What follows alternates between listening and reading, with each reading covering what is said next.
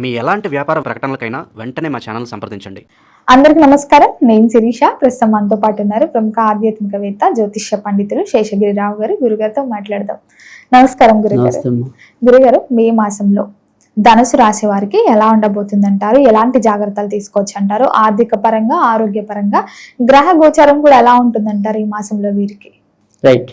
అయితే ధనురాశి వారికి అయితే కనుక ఆరోగ్యపరంగా మాత్రం మధ్య మధ్యలో కొంత ఇబ్బందులు వచ్చే అవకాశాలు అయితే ఉన్నాయి.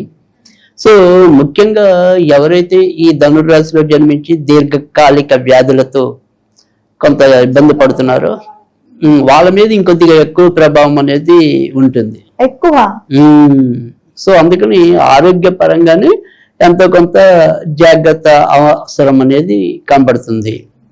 సో తర్వాత వచ్చేప్పటికి ఏంటంటే ఈ ధనుర్రాశి వాళ్ళు ఈ నెలంతా కూడా కొద్దిగా ఈ శుభకార్యాల్లో కానీ, సో వినోద భోజనాల్లో తినటం ఇలాంటి వాటిల్లో కూడా కొద్దిగా పాల్గొనే పరిస్థితులు ఎక్కువ వస్తాయి. సో దానివల్ల కూడా ఈ ఏదైతే ఇప్పుడు షుగర్ కానీ, బీపీ కానీ అలాంటి కంట్రోల్కి తప్పటం. సో బయట మనం ఏమంటాం, ఏదైనా సరే ఇలాంటి వినోద కాలక్షేపాల్లో పాల్గొన్నప్పుడు ఇంట్లో తినేదానికంటే ఒక ముద్ద ఎక్కువ తింటాం, సో తినకూడదు ఒకసారి తింటాం, ఇలాంటివి చేస్తాం కదా. అందుకని కూడా ఆరోగ్య భంగం అవుతుంది ఈ నెలలో ధనుర్రాశి వాళ్ళకి. సో అది అందుకని కొంత జాగ్రత్త తీసుకోవటం అనేది అవసరం ఉంది. తర్వాత రెండోది వచ్చేప్పటికి ఇంకా ఆర్థిక పరిస్థితి అనేది ఈ నెలలో పెద్దగా మారేది కానీ కొత్తగా పెరిగేది కానీ ఏం లేదు. అంటే గత 2-3 నెలలుగా ఇంచుమించుగా అలాంటి ఆదాయం ఉందో అదే రకమైన ఆదాయంతోనే ముందుకెళ్ళటం అనేది ఉంది. కానీ బాగా ఆదాయం పడిపోవటం కానీ బాగా ఆదాయం పెరిగిపోవటం కానీ రెండూ లేవు. అలా మధ్యస్థంగానే వెళ్ళే పరిస్థితి అయితే కనుక ధనుర్రాశి వారికి కనపడుతుంది. సో ఎందుకంటే వీళ్ళకున్న పరిస్థితుల్లో ప్రస్తుతం పేరు ప్రఖ్యాతులు పెరిగినంత ఎక్కువగా ధనం పెరిగే పరిస్థితి కనపడటం లేదు. అంటే వీళ్ళని నమ్మి ఏదైనా సరే ఒక బాధ్యత నెత్తి మీద పెట్టామనుకోండి, దాన్ని ఎలాగైనా సరే వీళ్ళ భుజస్కంధాల మీద వేసుకుని దాన్ని బాగానే నిర్వహించడం అనేది ఉంటుంది. కానీ వీళ్ళు చేసిన దానికి ఎంత ఇవ్వాలో అవతల వాళ్ళు అంత ఇవ్వకపోవటం, తక్కువ ఇవ్వడం, లేకపోవటం, ఆ రకంగా వీళ్ళకి ఆశించినంత ఆదాయం లేకపోవటం. సో ఉద్యోగాల్లో ఇగో ఈ నెలంతా నువ్వు కష్టపడి వచ్చే నెలలో నీకు ప్రమోషన్ ఇస్తామంటే వీళ్ళు ఏదో చంకలు బాధేసుకుని కష్టపడిపోయినా కూడా ఆ నెల వాళ్ళ తర్వాత దాని గురించే ఎత్తకపోవటం. సో అలా ముందు వీళ్ళు తాపత్రయపడిపోయి వీళ్ళు నిజాయితీగా పనిచేసేయటమే తప్ప ఆ తర్వాత దానికి రావాల్సినంత లబ్ధి రాలేకపోవటం. అలాగని ఏంటంటే మరీ అసలు లేకుండా అయిపోవటం, మరీ అడిగంటిపోవటం అలాంటివి లేదు. కాబట్టి అదొకటి ఆనందం అని చెప్పుకోవాలి. ఎందుకంటే ప్రస్తుతం వీళ్ళకి ఉన్న విధానంలో గ్రహాలు ఏమైనప్పటికీ కూడా వీళ్ళకి కూడా ఇప్పుడు లాభాధిపతి అష్టమంలో ఉండటం అనేది జరిగింది. అయితే ఈ నెలలో వీళ్ళకి కొంతవరకు అదృష్టం ఏంటంటే సంతానం వల్ల ఏదైనా సరే కొద్దిగా వీరికి ఉపశమనం లభించడానికి. అంటే సపోజ్ ఇప్పుడు తల్లిదండ్రులు కొద్దిగా సంతానం మీద డిపెండెంట్స్గా ఉన్నారనుకోండి, అంటే వాళ్ళ మీద ఆధారపడి ఉన్నారనుకోండి, కొంత మంచిది. అంటే అలాంటి వాళ్ళకి మంచిది. అంటే సంతానం అభివృద్ధి ఉంది ఈ నెలలో.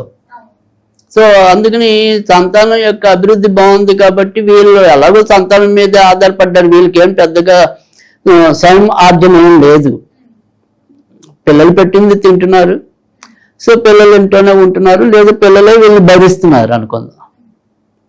కానీ పిల్లలకి బాగుందిగా, అందుకని వీళ్ళకి కూడా ఈ నెలలో ఎంతో కొంత బాగుంటుంది. సో అందుకని పిల్లల పరంగా మాత్రం ఆనందం ఉంది. సో పిల్లల ఎదుగుదలలో ఈ నెల బాగుంది. సో అందుకని పిల్లల పరంగా ఏమైనా శుభవార్తలు కూడా వినొచ్చు.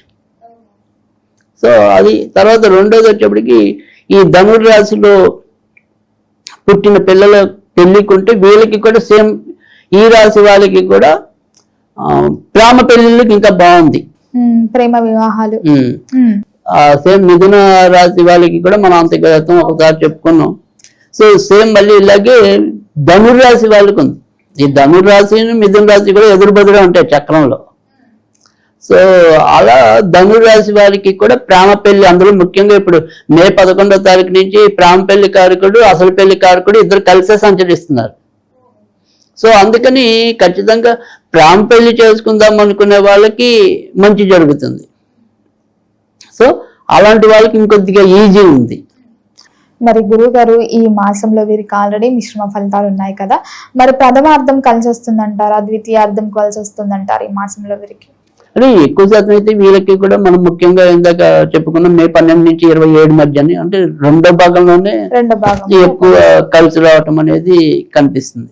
సో మొదట అర్ధ భాగం కన్నా కూడా రెండో అర్ధ భాగంలోనే ఇటు పెళ్లిళ్ళు కుదరటం కానీ, ప్రేమ పెళ్లిళ్ళు అవ్వటం కానీ ఇలాంటివన్నీ కూడా ఎక్కువ శాతం అయితే కనుక రెండో భాగంలోనే ఎక్కువ ఉన్నాయి. అది తర్వాత రెండోది వచ్చేటికి ఏంటంటే పంచమాధిపతితో అసలు పెళ్లి కారకుడు లేదా భర్త జీవిత భాగస్వామి కారకుడు కూడా కలుస్తాడు. కాబట్టి భార్యాభర్తల మధ్య కూడా అనురాగం పెరగడానికి అవకాశం ఉంది. సో చిన్న చిన్న కలతలు ఏమైనా ఉన్నా కూడా అవి మళ్ళీ సర్దుకుపోవటం అనేది ఉంది. సో ఎంతో కొంత డబ్బు అనేది పక్కన పెడితే ఇంటి సుఖానికి బెంగలేదు. ఇంటి సుఖం ముఖ్యం. ఇంటికి సంబంధించినంత వరకు ఏదో విధంగా సుఖం ఉంది. ఎందుకంటే పిల్లలు బాగున్నారు, భార్యాభర్తల మధ్య కూడా మధ్య మధ్యలో అనురాగం బాగానే ఉంది. సో అందుకని అవి కొంత మనకి మర్చిపోతున్నాం. అంటే బయట మన సంపాదన ఎక్కువ లేకపోయినా అవి బెంగళ అనిపించట్లే. ఏదో మొత్తానికి అయితే ఇంటికి వచ్చేది కామ్గా ఉందిగా వాతావరణం. సో అందుకని అదొకటి ఆనందంగా వేసుకోవచ్చు.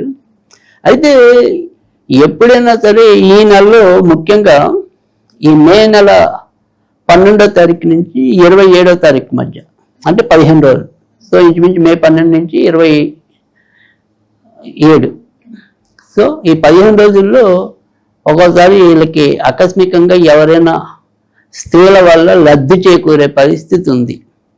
అంటే మంచి జరగచ్చు. అంటే సపోజ్ ఇప్పుడు ఉద్యోగం ఉంది అనుకోండి, ఆ ఉద్యోగంలో ఒక బాస్ ఆడావిడ అయి ఉండొచ్చు, లేదా వీళ్ళ మీద మంచిగా రికమెండ్ చేసే వ్యక్తి ఆడావిడ అయి ఉండొచ్చు.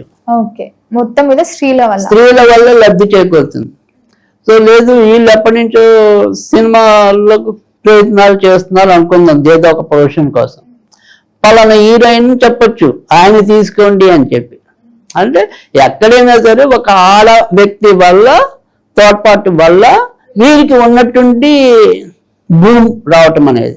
అందుకని మే నెలలో అంతంత మాత్రంగా ఉన్న వీళ్ళకి కూడా జూన్లో కొత్త అవకాశాలు అవి మెండుగా వస్తాయి. అంటే మే నెల అంతా కూడా కొద్దిగా సాదాసీదాగా నడిచిపోవటం అనేది, వారి యొక్క ఏమంటాం తెలివితేటలకి తగినంత ధనం రాకపోవటం కానీ అలాంటివి ఉండొచ్చు. కానీ చివరికి వచ్చేప్పటికి ఇంచుమించు మే నెలాఖరికి వస్తున్న దగ్గరలో ఇలా ఇందాక చెప్పినట్టుగా ఎవరైనా సరే ఒక స్త్రీ వల్ల మేలు జరిగే పరిస్థితి ఉంటుంది.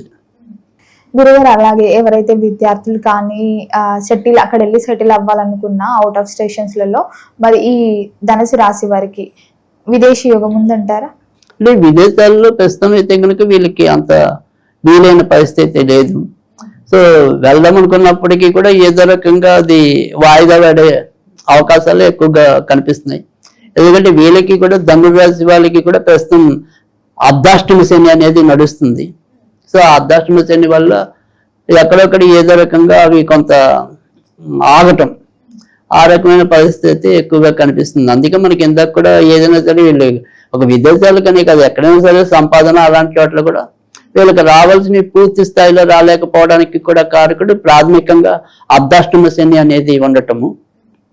తర్వాత దీర్ఘకాలిక వ్యాధులు కూడా శని వల్లే ఒక పట్టణ తగ్గకపోవటం.